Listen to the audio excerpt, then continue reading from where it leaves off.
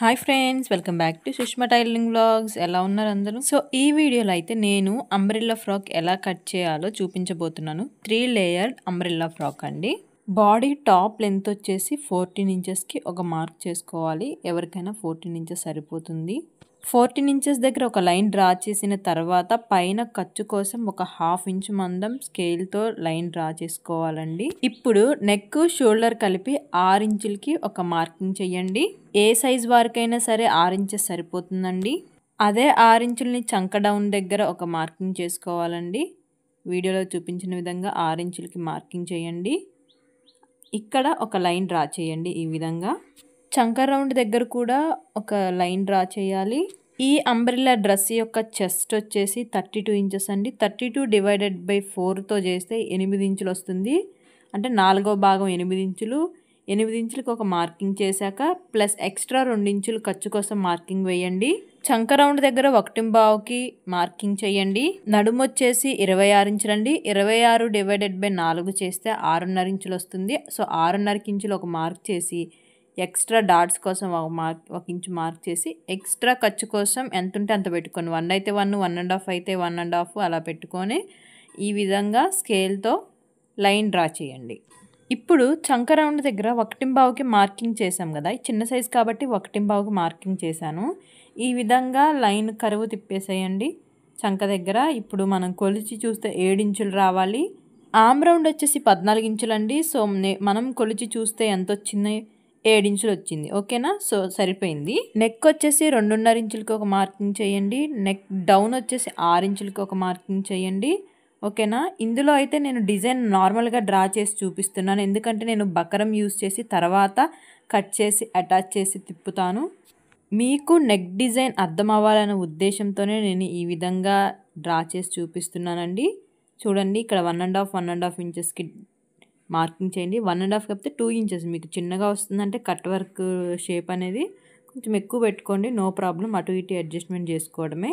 So ఈ విధంగా design అనేది డ్రా చేయండి. చాలా అంటే చాలా ఈజీ. చూడండి ఫ్రెండ్స్, నేను ఇక్కడ నెక్ డిజైన్ అనేది 6 ఇంచులు డీప్ తీసుకున్నా. మీరు 5.5 కూడా తీసుకోవచ్చు, 5 కూడా తీసుకోవచ్చు. 5 తీసుకుంటే మరీ పైకి అయిపోతుంది. 6 అయితేనే కరెక్ట్గా ఉంటుంది.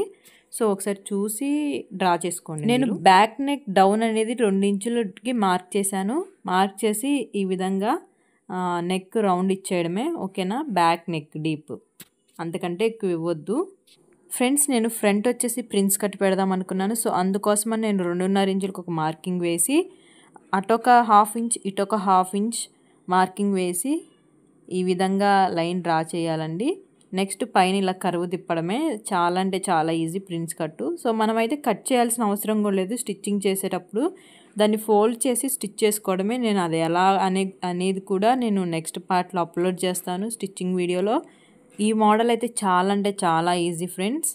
మీరు కూడా ఒకసారి ట్రై చేసి ఎలా వచ్చింది ఏంటని కూడా చెప్పండి. ఇప్పుడు మార్కింగ్ అయితే అయిపోయింది. ఇప్పుడు కట్ చేయడమే. సో ఎక్సెస్గా ఉన్న క్లాత్ని కూడా నేను ఇక్కడ చూసారా, వేస్ట్గా ఎక్సెస్గా ఉంది. సో దాన్ని కూడా నేను కట్ చేసేసాను. ఫ్రెండ్స్, నేను కాటన్ అంబ్రెల్లా మెటీరియల్ 4 టైప్స్ ఉంది. ఇది ఒక మోడల్ నెక్ డిజైన్ చూపించాను. నెక్స్ట్ 3 మోడల్స్ కూడా నేను డిఫరెంట్గా నేను మార్కింగ్ వేసి చూపిస్తాను మీకు. ఫ్రెండ్స్, ఛానల్ని అయితే రెగ్యులర్గా ఫాలో అవుతూ ఉండండి. అలాగే కొత్త వాళ్ళు ఎవరైనా చూస్తున్నట్లయితే సబ్స్క్రైబ్ చేసుకోండి ఫ్రెండ్స్. నాకు కూడా కొంచెం ఎంకరేజ్మెంట్గా ఉంటుంది.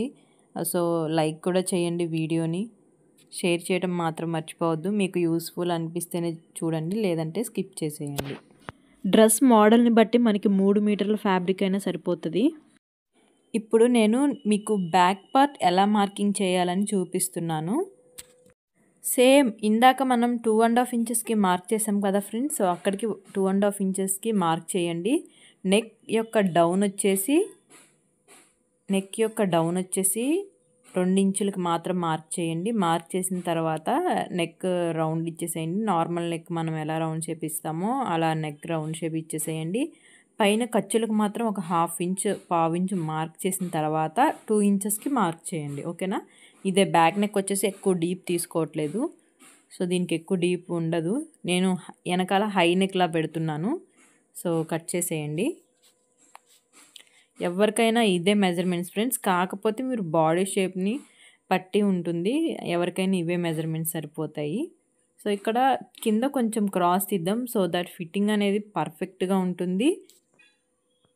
ఫ్రెండ్స్ నేను మీకు ఒక చిన్న పాయింట్ చెప్పడం మర్చిపోయాను. ఇక్కడ షోల్డర్ దగ్గర ఒక 1/2 ఇంచు డౌన్ చేసి కట్ చేయాలి. సో ఇది గుర్తుపెట్టుకోండి. దానివల్ల ఏంటంటే ఫిట్టింగ్ అనేది కొంచెం మంచి పర్ఫెక్ట్గా ఉంటుంది. ఫిట్టింగ్ అనేది మంచిగా వస్తుంది షోల్డర్స్ దగ్గర. ఫ్రెండ్స్ నేను ఈ డ్రెస్కి పఫ్ స్లీవ్స్ పెడదాం అనుకుంటున్నాను. సో దానికోసం అయితే కింద ఒక 1/2 ఇంచ్ మార్జిన్ లైన్ డ్రా చేయండి. నాకు వచ్చేసి ఇక్కడ క్లాత్ కొంచెం తక్కువ ఉంది. సో బుట్ట వరకే నేను క్లాత్ ఎంతైతే పడుతుందో అంత తీసుకొని రిమైనింగ్ వేరే క్లాత్ జాయిన్ చేస్తాను. సో నేనైతే 4 ఇంచుల మందం ఉండేలా తీసుకున్నాను పఫ్ స్లీవ్ అంటే కుచ్చులు రావడం కోసం. ఇక్కడ చూసారా 4 ఇంచులు ఉండే అంత ఫోల్డ్ చేసుకున్నాను. నాకు వచ్చేసి క్లాత్ సరిపోలేదు, అందుకని నేను ఇలా తీసుకుంటున్నాను.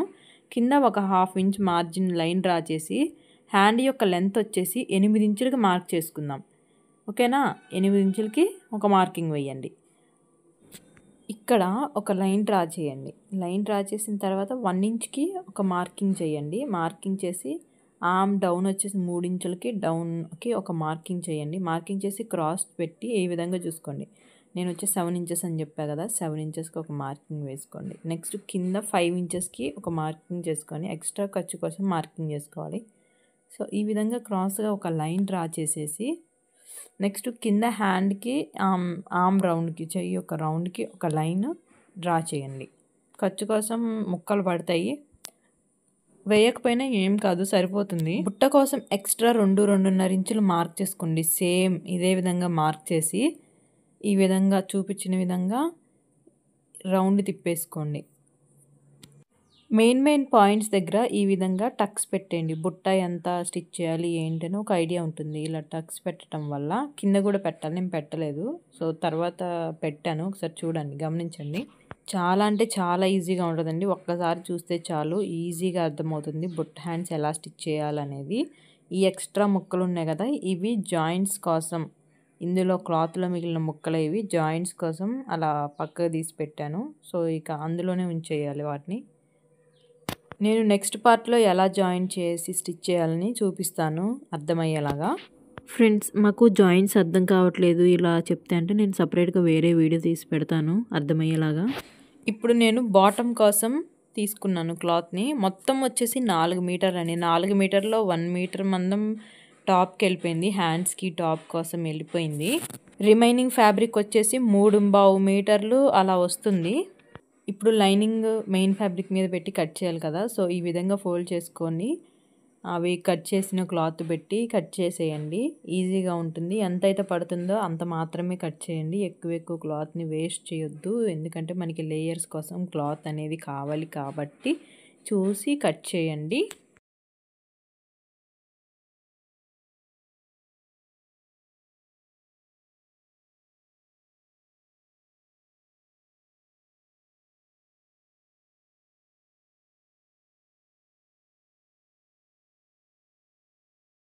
ఇప్పుడు మిగిలిన ఫ్యాబ్రిక్ని లేయర్స్ కోసం ఫోల్డింగ్ వేయాలి. ఈ విధంగా ఫోల్డింగ్ చేసిన తర్వాత బాటమ్ యొక్క పొడవు వచ్చేసి 29 ఇంచులు ఉందండి. ఖర్చులతో కలిపి ఎక్స్ట్రా 3 ఇంచులు కలుపుకొని 32 ఇంచులకి మార్క్ చేసుకుందాం. 32 ఇంచుల్ని 3 భాగాలుగా విభజించి 3 మార్కింగ్లు వేసుకోవాలి.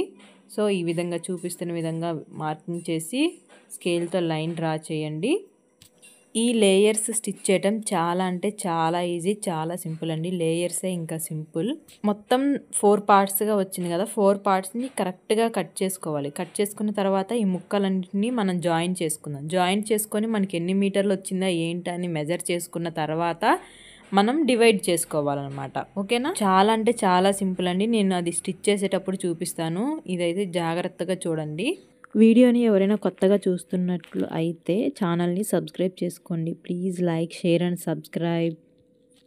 ఇందాక నెక్ డిజైన్ సపరేట్గా మార్కింగ్ చేయాలని చెప్పా కదా, ఇదేనండి. ఇది వచ్చేసి సేమ్ 2.5 ఇంచెస్కి ఒక మార్కింగ్ చేసుకొని ఒక 1/2 ఇంచ్ మార్జిన్ ఖర్చుల కోసం మార్క్ చేసుకొని నెక్ యొక్క డీప్ వచ్చేసి 6 ఇంచులు మార్కింగ్ చేయండి. ఏ డిజైన్కైనా 6 ఇంచులు సరిపోతుంది. మీరు మరీ డీప్ ఎక్కువ అయింది అనుకుంటే 5.5 ఇంచులకే పెట్టుకోవచ్చు.